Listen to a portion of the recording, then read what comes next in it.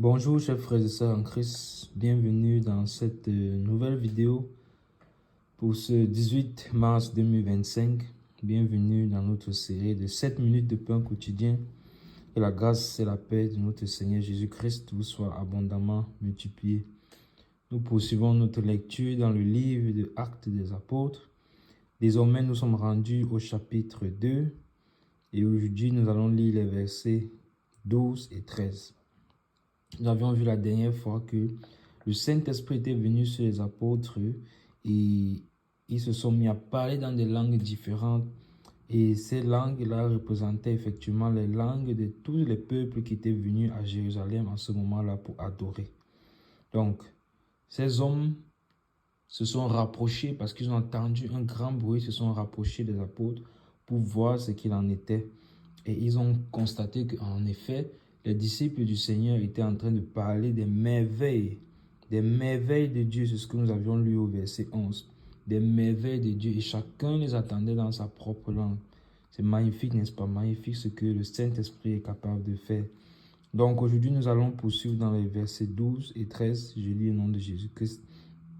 Ils étaient tous dans l'étonnement et ne sachant que penser, ils se disaient les uns aux autres: que veut dire ceci? Mais d'autres se moquaient et disaient: ils sont pleins de vin doux. Amen.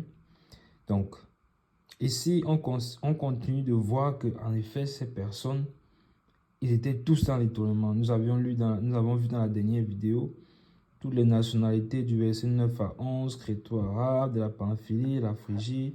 Nous avions vu qu'il y avait les étrangers. Nous avons vu que le Seigneur, donc toutes les nations de la terre étaient représentées comme le Seigneur Jésus-Christ.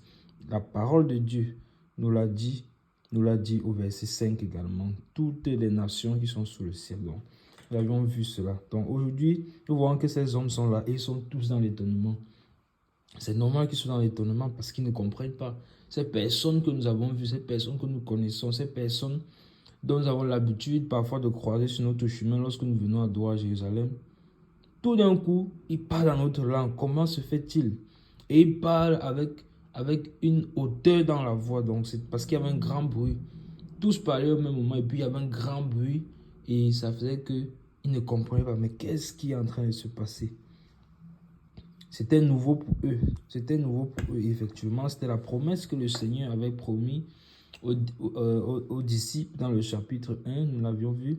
Et nous savons également que c'est une prophétie. C'est ce que le prophète Joël avait annoncé. Et nous le verrons plus tard dans les vidéos qui viendront par la suite. Donc, ici, ils sont dans l'étonnement et ils ne savent que penser. Ils ne savent que penser. Ils ne savent que penser.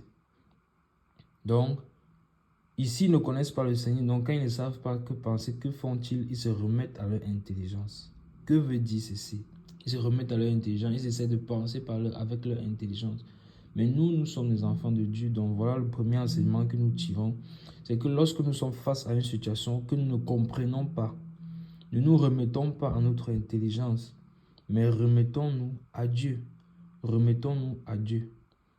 Donc, ne nous confions pas à notre propre intelligence. La parole de Dieu nous dit dans le livre de Jérémie que c'est pas l'intelligence. Dieu, il a étendu les cieux par son intelligence, mais que l'intelligence de l'homme les rend stupides. Donc, nous ne nous confions pas à notre intelligence, mais confions-nous à la sagesse de Dieu. Donc, n'ayons pas des pensées humaines, mais référons-nous à Dieu, c'est-à-dire à son esprit, que son esprit nous guide. Parfois également, le Saint-Esprit peut agir dans la vie de quelqu'un d'une manière que nous ne comprenons pas.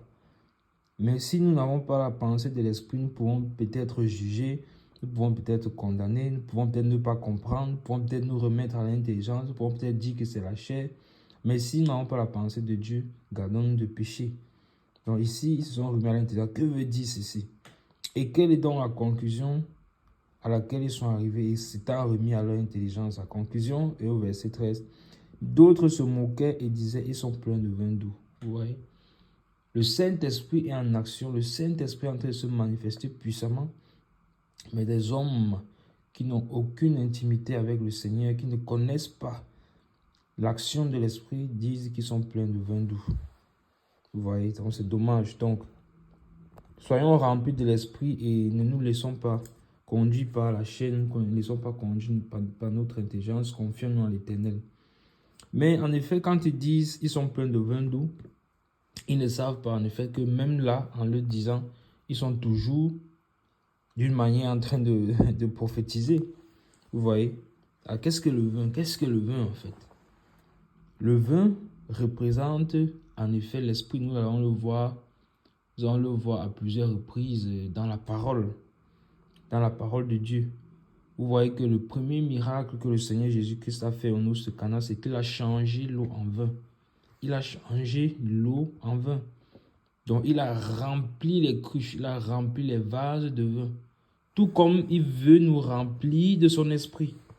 Amen. C'est la promesse qui a été faite pour nous. Et c'est la promesse qu'il a faite à ses disciples. Il veut nous remplir de son esprit. Et vous savez bien que nous sommes le vase entre ses mains. C'est lui qui est le potier et nous sommes l'argile et lui donne la forme qui lui plaît. Donc nous sommes le vase et le Seigneur veut nous remplir de son esprit. Il veut nous remplir de son esprit. Pourquoi? Parce qu'il change l'eau en vin.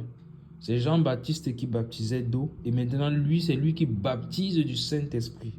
Le témoignage que Jean-Baptiste a donné, nous l'avons vu également dans une vidéo précédente. Et donc, c'est lui qui baptise du Saint-Esprit. C'est pour ça que c'est lui qui remplit dans les cruches, qui remplit les vases de vin. Donc, le vin est une image de l'Esprit. Et vous vous rappelez du verset, je lis le verset de Éphésiens chapitre 5 au verset 18, la parole de Dieu dit, ne vous enivrez pas de vin, c'est de la débauche. Soyez au contraire remplis de l'esprit. Amen. Donc, nous voyons bien évidemment que l'apôtre Paul met ici le parallèle entre le vin et l'esprit.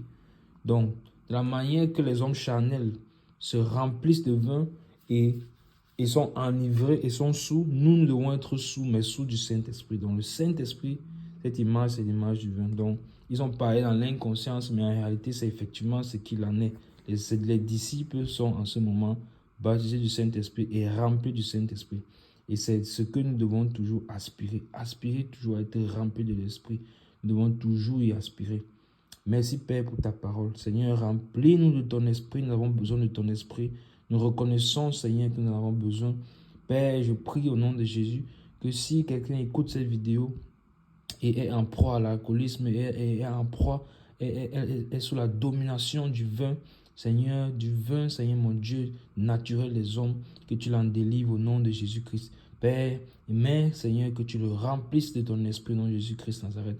Remplis-nous de ton esprit, nous en avons besoin au nom de Jésus-Christ Nazareth. Amen. Bien-aimés, c'était tout pour cette vidéo d'aujourd'hui, de 7 minutes de pain quotidien. Que la grâce et la paix de notre Seigneur repose sur vous et à nous prendre dans une prochaine vidéo. Soyez bénis. Shalom.